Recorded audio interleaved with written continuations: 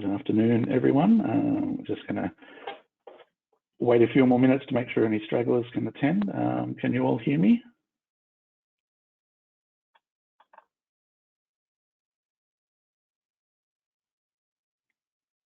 If you can hear me, just type a yes or no in the chat box.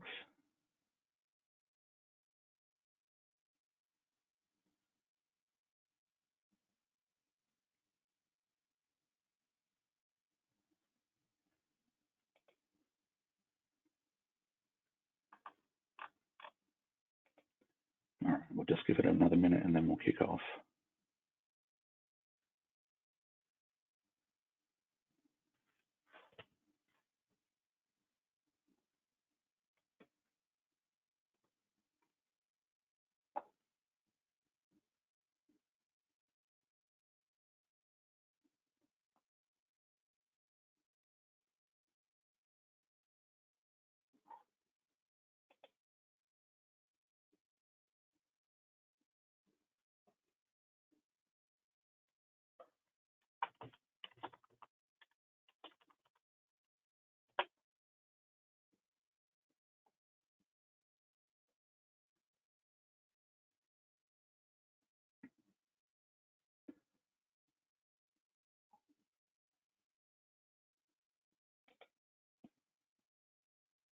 All right, well, we're going to get started.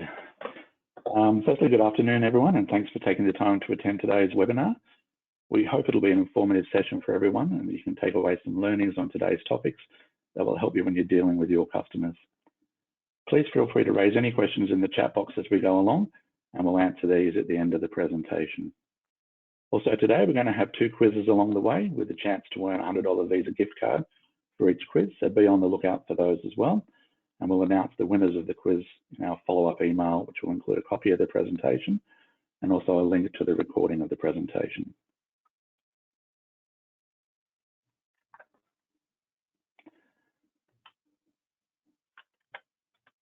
So today on the call, we have from Autodesk, Shine Karam, who's a Client Services Specialist Regional Lead for ANZ.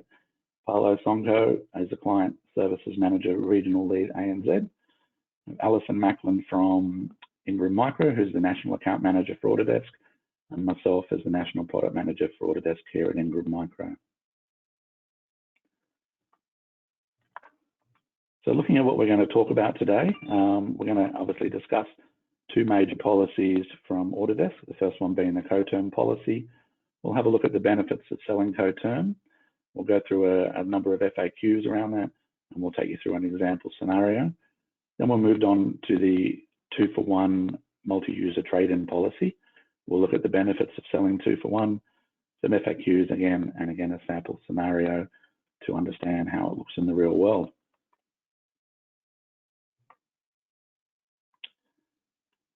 All right, so let's kick off with the 2-for-1, the Coterm policy, and have a look how that works.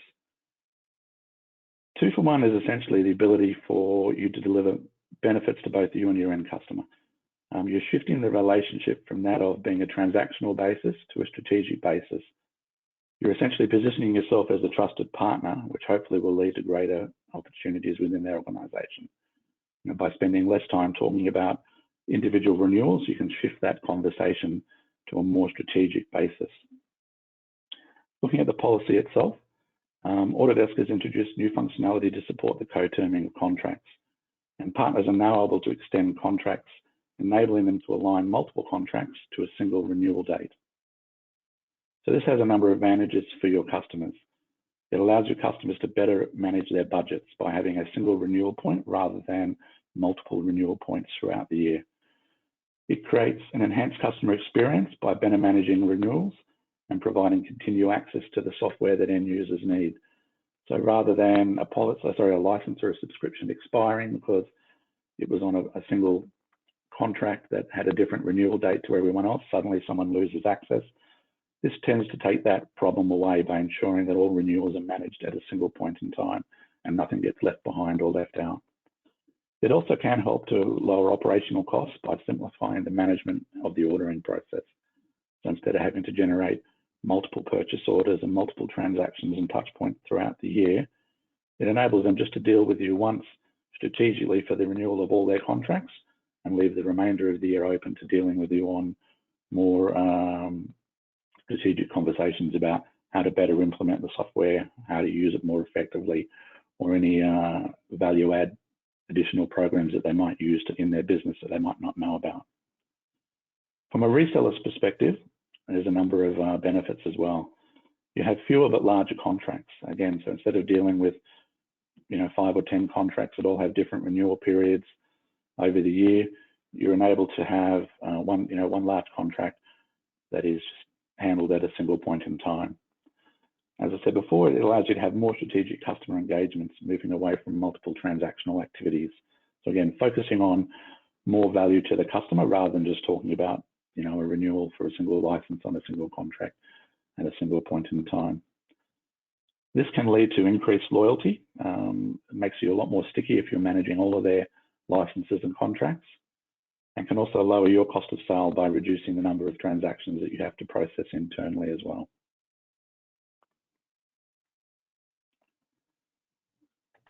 Since the policy has been released, we've had a number of questions from our partners in relation to how the policy works.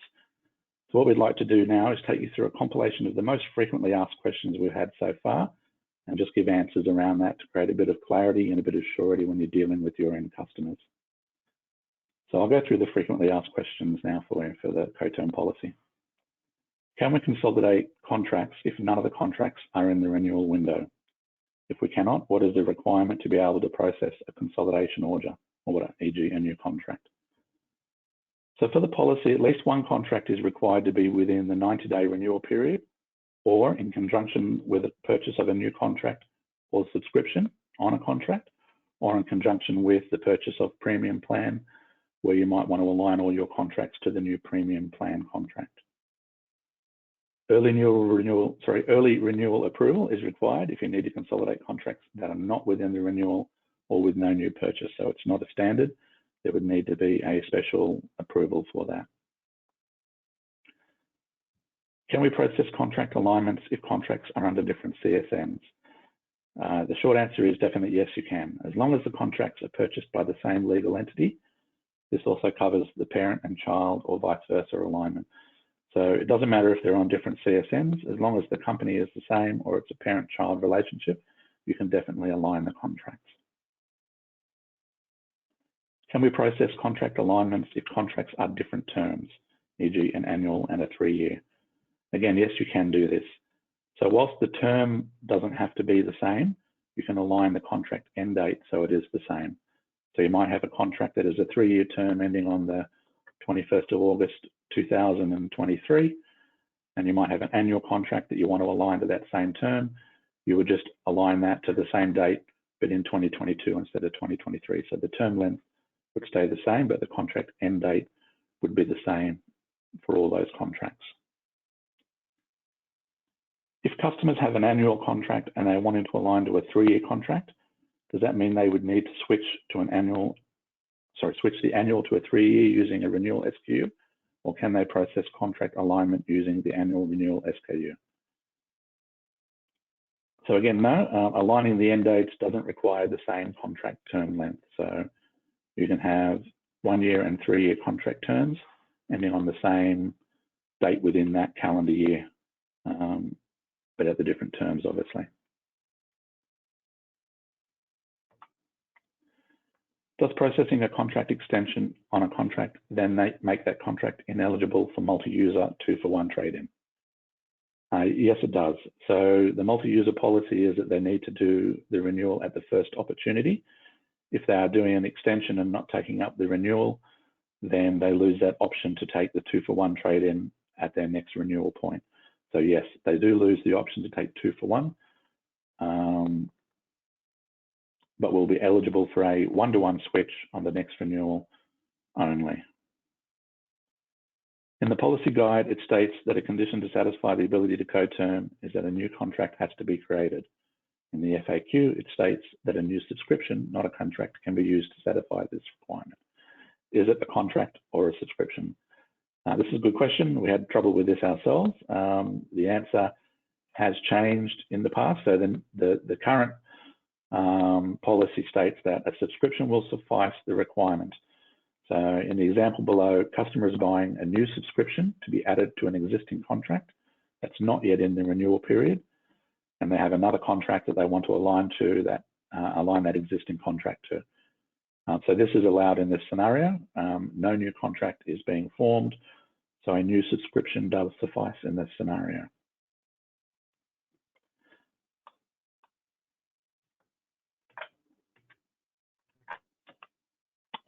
I'm going to hand you over to Alison now, our National Account Manager. Alison's going to take us through an example of the Coterm policy and some important facts to keep in mind when working with your customers. Thanks, Alison. Thanks, Jason. So let's look at an example for the Coterm policy. This customer here has 4 contracts with 4 different expiry dates. Contract A expires 20th of Feb, contract B expires 25th of June, contract C expires 30th of September, and contract D expires the 10th of April next year. So this customer wants all their contracts to be aligned to contract D with an expiry date of the 10th of April 2022. Since contract A is within the 90-day renewal window, we can process a prorated renewal on contracts A, B, and C using a renewal SKU to align with contract D, expiring the 10th of April 2022. So if you look at the table on the right here, you can see contract A has a prorated term length from the 21st of Feb 2021 to the 10th of April 2022, which is 14 months proration. Contract B is 10 months proration, and contract C is 7 months proration. Some important things to note is at least one contract must be within the 90-day renewal period to be eligible. Alternatively, the customer must purchase a new license in the same transaction. Second thing to note is you must use a renewal SKU, not a new SKU. And finally, you must align any contracts intending to be co-termed to an active contract renewal date. You cannot choose a random date to align to. Fantastic. Thanks, Alison. All right, on the next slide, we're going to be conducting our first quiz. Up for grabs is a $100 Visa gift card. All you need to do is type your answer in the chat box and be the first to answer the question correctly, and you'll earn yourself a $100 Visa gift card. We'll announce the winners of the competitions in the email post the webinar that we'll send out. So we're all ready. I'm going to leave the slide up for about 30 seconds to give you all a chance to have a good read and to put your answers in. Please note with this one, there are 2 answers that you need, 2 out of the 4 selections that you need to include to be correct. So here we go with the first quiz. From the below list, select the requirements to be able to process a consolidation order using the Coterm policy. So select 2 that apply. A, all contracts must expire within the same year. B, at least one active contract is required to be within the 90-day renewal window. C, all contracts must have the same term length, annual or 3-year. Or D, the consolidation order can be processed in conjunction with the purchase of a new license on a new contract. So I'll leave that up for a bit of time for everyone to have a good read and put your answers in. Good luck.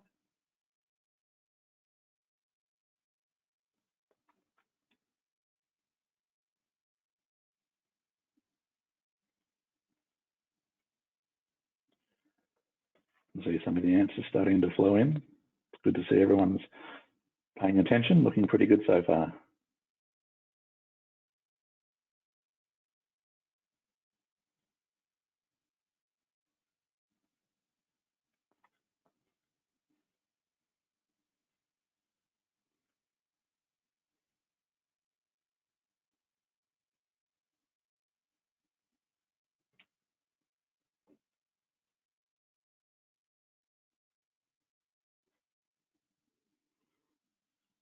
Fantastic. All right, we're going to move on, but continue to put your answers in if you feel like, and look out for the next quiz further on in the presentation.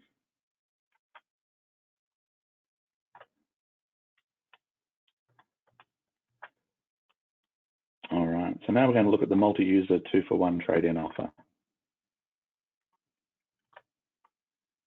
The 2-for-1 trade-in offer is essentially a policy that sits under the Autodesk Transition to Named User program. The Transition to Named User program is a shift in the way in which Autodesk licensing is being managed. By moving to named users, customers are better able to understand their usage of Autodesk software and as a result, make more informed purchasing decisions. So looking at the policy itself, Autodesk is retiring plans based on serial numbers and assigning each subscription to a named user. Subscriptions with network maintenance plans will retire on May 7, 2021 and cannot be further renewed. Subscriptions with multi-user plans and ETRs, extra territory rights, will retire on August 7, 2022 and cannot be further renewed. So there's the dates for the last time to be able to renew those types of plans. And obviously, there's no new licenses being sold for multi-user or maintenance at this point under the transition to named user. So how do we sell this to our customers? There are a number of important things that we think are of value to the customer that will benefit from moving to a named user program. And 2-for-1 helps to enable that as well. Customers can see their usage data and determine in future who on their teams needs dedicated or flexible access. Customers have a one-to-one software access, so their employees always have the tools they need when they need it.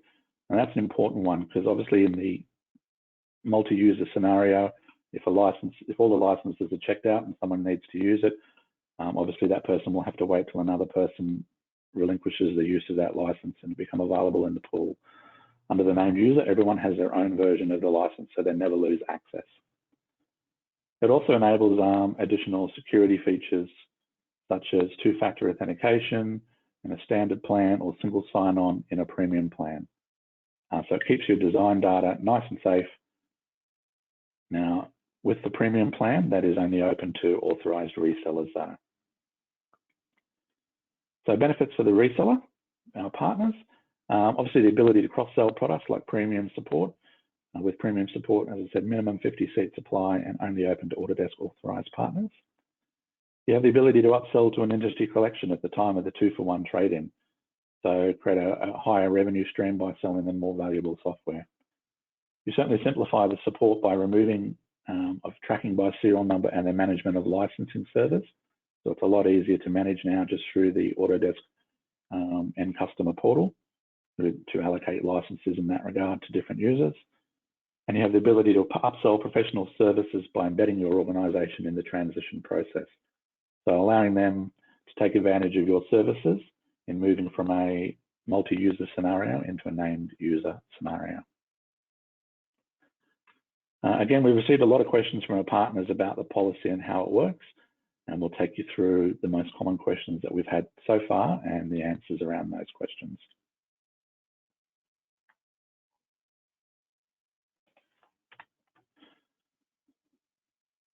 This one we get an awful lot. Can a multi-user 2-for-1 transaction be prorated?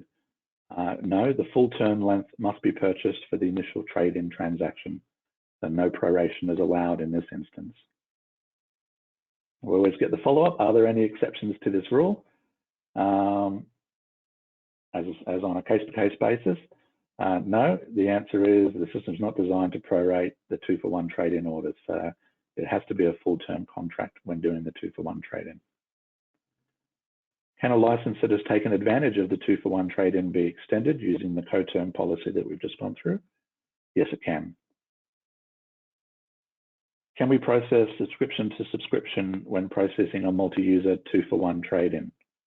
Yes. If yes, what are the limitations? Is it just a matter of looking for the multi-user 2-for-1 matrix? So as long as the product path appears in the matrix, it can be processed. No extra steps are required to perform the subscription to subscription transfer first. The SKU that you're going to can just be used as a straightforward switch in your order. So you just put the end destination product in rather than taking the interim step of having to do a subscription to subscription order first. So it certainly simplifies that process. Do we have to renew all the multi-user licenses that are up for renewal? No, you don't. You can certainly split the licenses and only renew the number of seats you require.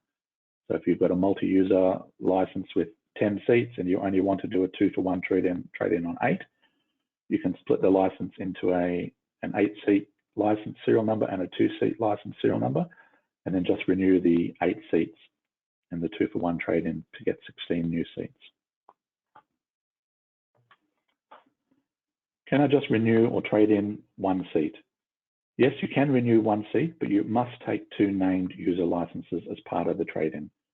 You're unable to purchase just 1 new named user seat. They must be purchased in multiples of 2. So if you're trading in 1 license, you'll get 2. If you're trading in 2, you'll get 4, and so on and so on.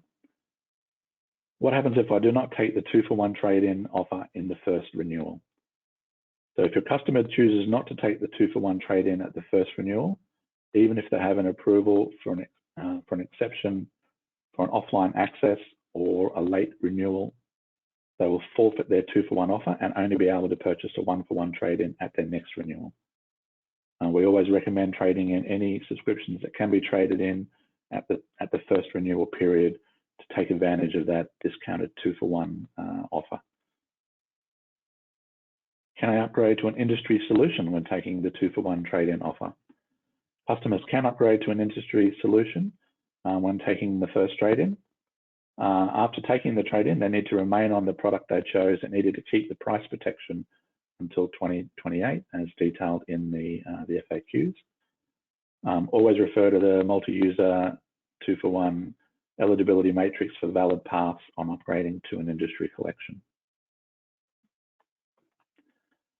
All right, I'm going to hand over to Alison again to take us through an example of the 2-for-1 trade-in policy, and again, some important facts to keep in mind when talking with your customer. Thanks, Alison. Thanks, Jason. So here we have an example for multi-user 2-for-1. This customer has 2 contracts containing maintenance and subscription licenses. The customer wishes to trade in their licenses under the 2-for-1 multi-user trade-in policy. So if you look on the right here in the table, you can see the customer has 5 AutoCAD network maintenance licenses. After the trade-in, the customer will receive 10 named user subscriptions. On the second contract, they have 7 AutoCAD multi-user subscription licenses. After the trade-in, the customer will receive 14 named user subscription licenses. The important things to note is that you must trade in at the rate of 2-for-1. You cannot purchase a single license under this policy, as Jason mentioned. Secondly, you must trade in for a full term. Prorated trade-ins are not allowed. And finally, and most importantly, if you do not take the 2-for-1 trade-in offer at the first renewal opportunity after the 7th of August 2020, then the 2-for-1 trade-in option is not available for any subsequent renewals. Fantastic. Thanks, Alison. All right, on the next slide, we're conducting our second quiz. So up to grabs again is another $100 Visa gift card. The same rules apply. Type your answer in the chat box and be the first to answer the question correctly, and you'll earn yourself a $100 Visa gift card. So I hope everyone's at the ready for the question. Here we go. 2-for-1 trade-in policy quiz. First correct answer will win $100 Visa gift card. Which of the below statements is correct? Customers can take up the multi-user trade-in 2-for-1 offer, A, whenever they want, B, at their second renewal opportunity that occurs after 7th of August, C, at the first renewal opportunity that occurs after 7th of August 2020, or D, after their license has already expired. So I will leave that up there for 30 seconds for everyone to have a read and get their answers in. Good luck to everyone.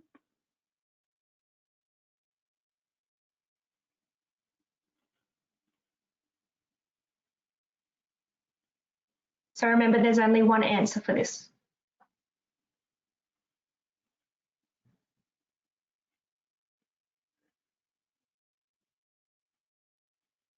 You can see the answers coming in thick and fast, so that's fantastic.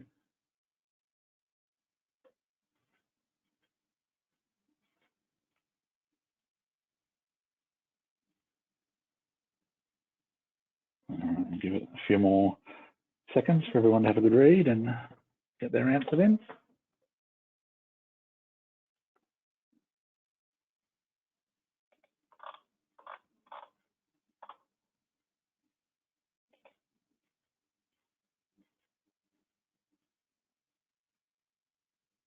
Fantastic. All right. I hope everyone had a chance to get the answer in. So we're going to open it up now for any questions that anyone might have on the transition to named user, the Coterm policy, the 2-for-1 trade-in policy, any specific questions for Autodesk or Ingram Micro. So if you have any questions, now is the chance to fire them off, and we'll do our best to answer them for you today on the call.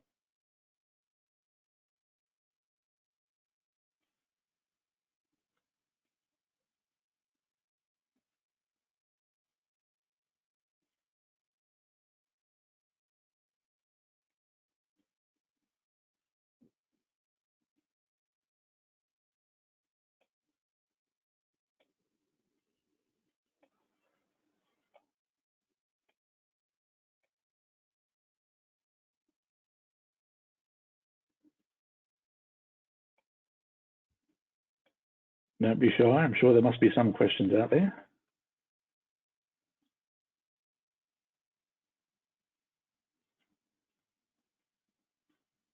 We've got a comment from Sarah here saying you've made it all very clear. Thank you. We've got a question from Rose. Hi, Jason. I would like to ask, when customer wants to purchase additional licenses added to existing contract and serial number, can they do it?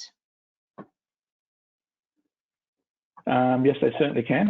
Is this under a Coterm or a 2-for-1 trade-in? We'll talk through both scenarios. Essentially, you can add licenses to a contract at any point. Now, if you're adding a new license, then we can do it up to 30 days in advance. If you're adding a new seat to an existing serial number, then we can only do it on the day that you want to have that license go, that seat go active. In regards to Coterm, definitely if you purchase a new license and add it to a contract, it then satisfies the scenario to be able to Coterm other contracts. With regards to 2-for-1 trade-in, obviously we can't purchase multi-user or maintenance contracts anymore. They're only doing renewals, so there's no ability to add new licenses to multi-user or maintenance subscriptions at this point. I hope that answers the question for you, Rose.